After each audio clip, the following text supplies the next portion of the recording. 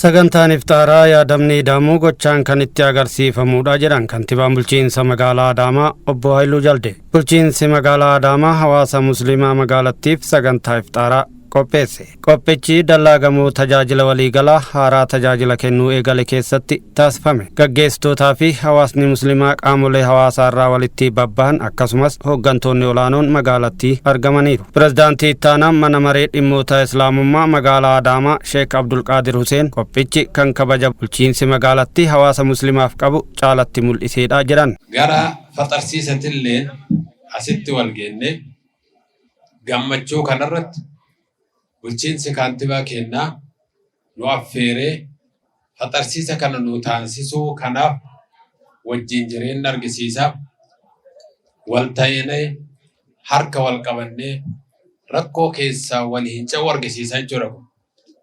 Kanaaf ummata keenya kaasitti bahee fi bulchiinsa magaalaa Adaamaa kan mootummaa kan waan kana itti yaadanii kabaja ummata muslimaatiif jecha carraa kana nuu kennanii faxarsiisa daandii kanarratti adeemsan ulfaadha wayyamaa nuu kabajamaa nuu turaa jennaani. Kun immoo bu'aa jijjiirama biyyattiitti galmaa'ee ta'uu eeraniiru. Carraan kun haga ilmaan teenna gubbarraa ka'ee haga jalaatti qabatte kan arganne malee duraan carraan kun hin jiru.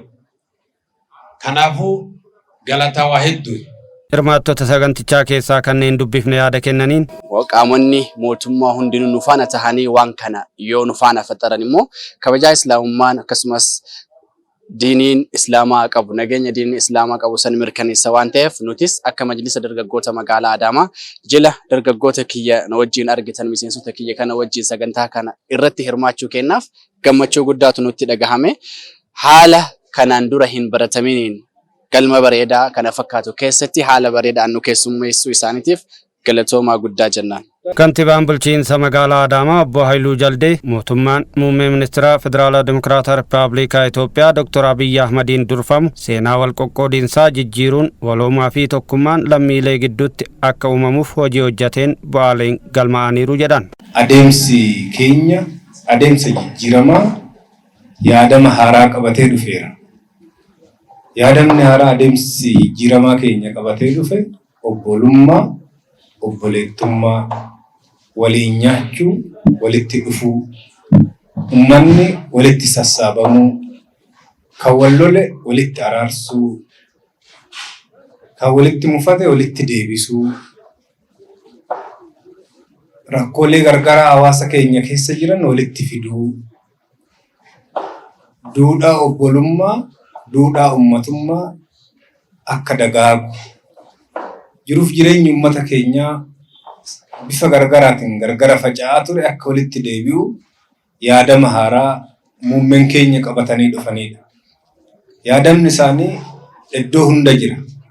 Yaadni guddaan isaan fidan yaadama ida'amuu fidan. Yaadamni ida'amuu isaanii waan hunda keessa gala jechuudha. Yoo waliin taane malee yoo waliin jiraanne malee namni tokko namuma tokko hawaasnis akkuma sani ollaanis akkuma sani kanaaf walitti ida'amuu qabna. Ilmi namaas rabbis kan uume jireenya hawaasummaa waloo kan diriirse safuu akka waliigala akka sabaatti qabnus bu'uura kan godhate yaadama ida'amuurraa kan maddeedha jechuudha. Yaadamichi waan guddaa Itoophiyaadhaaf qabatee dhufe. Kanaaf immoo ida'amuu bu'uura taasifachuun sagantaan iftaaraa hunda walitti fiduu fi obbolummaa hordoftoota amantaa adda addaa fi saboota gidduutti daran cimsu fakkeenya guddaa akka ta'e eeraniiru. Nuti warra guddaa uummanni Itoophiyaa, uummanni Oromoo, magaalli Adaamaa magaala guddaa waan hunda qabnudha. Waan qabnu irratti beekuu kan dandeenyu guyyaa akka kanaa walitti dhufnee waan qabnu waliyyoo jajjabeessine walitti dhufnee isa yoo guddifne qofa akka ta'e achi keessatti kaa'ameera.